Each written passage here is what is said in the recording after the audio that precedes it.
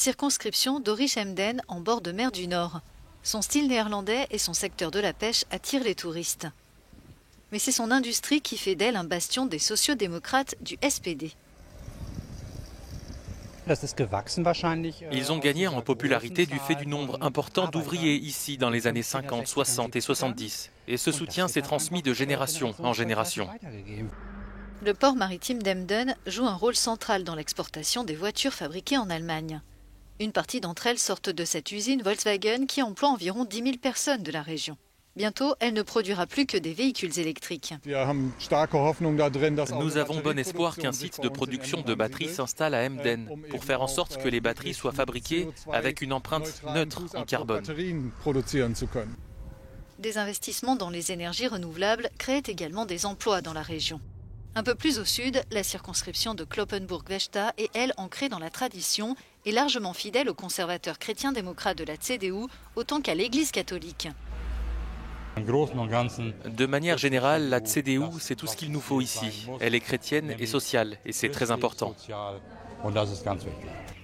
Depuis les années 60, l'essor de l'agriculture et le soutien à la CDU vont de pair. Comme les gens changent de regard sur l'agriculture, je dirais que les temps sont vraiment durs pour nous. Je trouve que la politique agricole des Verts est très idéologique. Ils n'arriveront pas à nous nourrir tous à long terme. Dans cette région isolée, les mesures en faveur du climat prennent un autre sens. Quand les gens de Berlin parlent des « publics et de l'interdiction des moteurs thermiques d'ici 2030, les gens d'ici se disent « c'est bien de faire quelque chose, mais nous, on dépend vraiment de la voiture pour se déplacer et il nous faut d'autres solutions ».